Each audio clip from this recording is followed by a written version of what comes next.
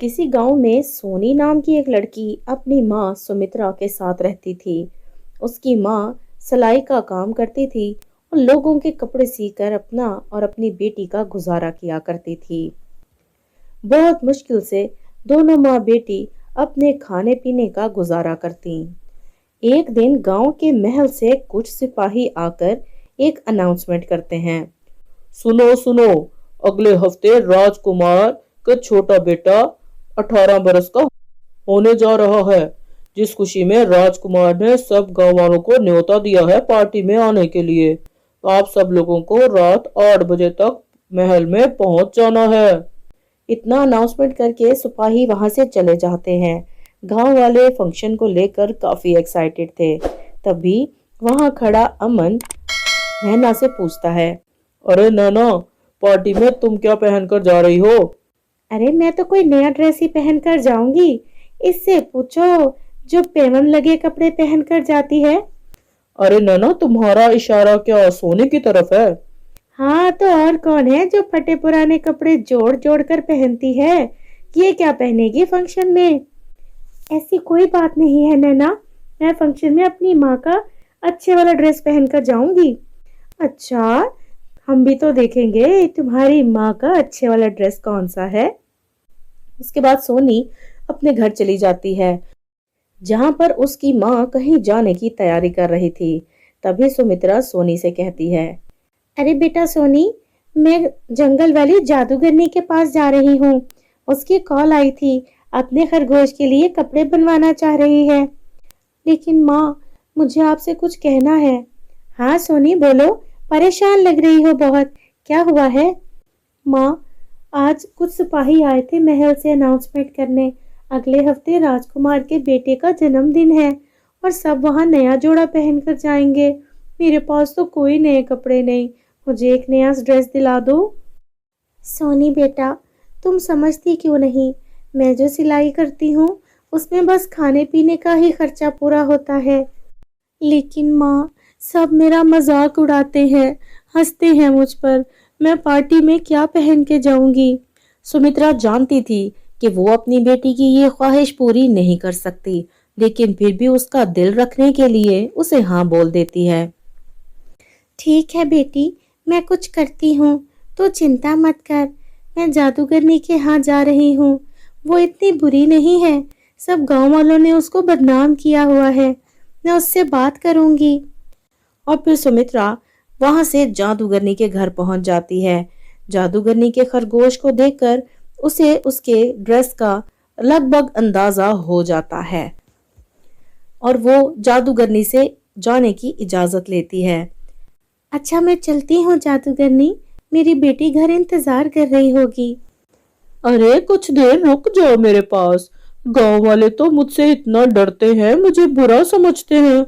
कोई भी मेरे पास बैठना नहीं चाहता। एक तुम हो जो मेरे खरगोश का भी इतना ख्याल रखती हो और मेरी बात मानकर मुझसे मिलने चली आई। क्या बात है, बहुत परेशान लग रही हो सुमित्रा। जी, वो दरअसल अगले हफ्ते महल में एक पार्टी है। मेरी बेटी वहां जाना चाह रही है, लेकिन उसके पास कोई ड्रेस नहीं पहनने को, तो वो आज मुझसे ड्रेस के लिए बहुत जिद कर रही थी। अच्छा, बस इतनी सी बात है? तो कोई बात नहीं। अगर तुम मेरे खरगोश के लिए ड्रेस बना सकती हो तो उसके बदले मैं भी तुम्हारी बेटी को ड्रेस दे सकती हूँ। आओ मेरे साथ। और अपने बागीचे में जादूगरनी सुमित्रा को ले जाती है, जहां पर बहुत सारे हरे भरे फूल लगे थे। ये देखो सुमित्रा, यहाँ से तुम कोई भी फूल पौधा तोड़ सकती हो। यहाँ तक कि मेरे बागीचे के मोरों से मोर भी तोड़ सकती हो और इनसे अपनी बेटी का ड्रेस जाकर सी सकती हो। इनसे बहुत ही सुंदर ड्रेस तैयार हो जाएगा। तुम्हारा बहुत बहुत धन्यवाद जादूगरनी। और फिर वहां से ढेर सारे रंग बिरंगे फूल और पौधे तोड़कर सुमित्रा घर आ जाती है और सोनी के लिए खूबसूरत सी ड्रेस तैयार करती है। ये लो सोनी, देखो मैंने तुम्हारे लिए ड्रेस बनाई है। तुम्हारे ख्वाबों जितनी सुंदर तो शायद ये नहीं होगी, लेकिन फिर भी मैंने अपनी तरफ से पूरी मेहनत की है। अरे वाह माँ, ये तो कमाल हो गया, बहुत सुंदर है, मेरे ख्यालों ख्वाबों से कहीं ज्यादा सुंदर। اور پھر آخر پارٹی کا دن آ جاتا ہے۔ سمترا کی بیٹی سونی وہی خوبصورت سا فراک پہن کر پارٹی میں پہنچ جاتی ہے۔ سبھی لوگ اس کے ڈریس کو دیکھ رہے تھے، وہ سب سے منفرد لگ رہی تھی، اور تبھی نینا کو اس کی ڈریس سے بہت جلن ہو رہی تھی۔ لیکن فنکشن ابھی شروع نہیں ہوا تھا کہ تبھی محل کا ایک سپاہی مہمانوں کے پاس دوڑا چلا آتا ہے۔ ارے جلدی کرو، راجکمار کے کمرے میں آگ لگ گئی ہے، جلدی سے راجکمار کو بچانا ہوگا۔ ارے آج تو راجکمار کا جنم دن ہے اور جنم دن والے دن کمرے میں آگ لگ گئی، کاش میں ان کو بچا سکتی۔ جیسے ہی وہ یہ بات سوچتی ہے، اس کے قدم اپنے آپ نہ چاہتے ہوئے بھی راجکمار کے کمرے کی اور جانے لگتے ہیں۔ وہ یہ نہیں جانتی تھی کہ یہ ڈریس جو اس نے جادوگرنی کے دیے ہوئے پودوں سے بنا کر پہنی ہے، یہ ایک جادوئی ڈریس ہے۔ اس کی فراک اسے خود بخود کھینچتی لے جا رہی تھی، اور آگ کو کراس کرتی ہوئی بہت ہی بہادری سے سونی راجکمار تک پہنچ جاتی ہے اور اسے ٹھیک ٹھاک بچا کر باہر لے آتی ہے۔ لیکن خود بھی وہ یہ سب نہیں جانتی تھی کہ آخر ہو کیسے رہا ہے۔ لیکن سمترا یہ سمجھ چکی تھی کہ جادوئی فراک نے اپنا کمال دکھانا شروع کر دیا ہے۔ راجکمار بالکل ٹھیک ٹھاک باہر آ چکا تھا۔ تبھی محل کی رانی کہتی ہے، ارے یہ لڑکی تو بہت ہی بہادر ہے، اس نے ہمارے محل کا چراغ بجھنے نہیں دیا۔ ہمیں اپنے محل کے لیے ایسی ہی شہزادی چاہیے۔ دیکھو سمترا، جب یہ دونوں بچے شادی کی عمر کے ہو جائیں گے تو ان دونوں کی آپس میں شادی کر دی جائے گی، تب تک تم لوگ یہاں محل میں ہی رہو گے۔ اور بس اسی جادوئی فراک نے ان دونوں کی زندگی بدل دی تھی۔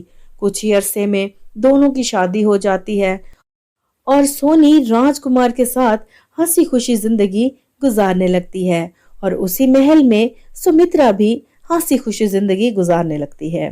تو میرے پیارے دوستو، کیسی لگی آپ کو ہماری آج کی یہ کہانی؟ کمنٹ کر کے ضرور بتائیے گا۔ کہانی پسند آئی ہو تو لائک کریں اور چینل کو سبسکرائب کریں۔ آپ نے اس کہانی سے کیا سیکھا، شیئر کرنا نہ بھولیے گا۔ مجھے آپ کے کمنٹس کا انتظار رہے گا۔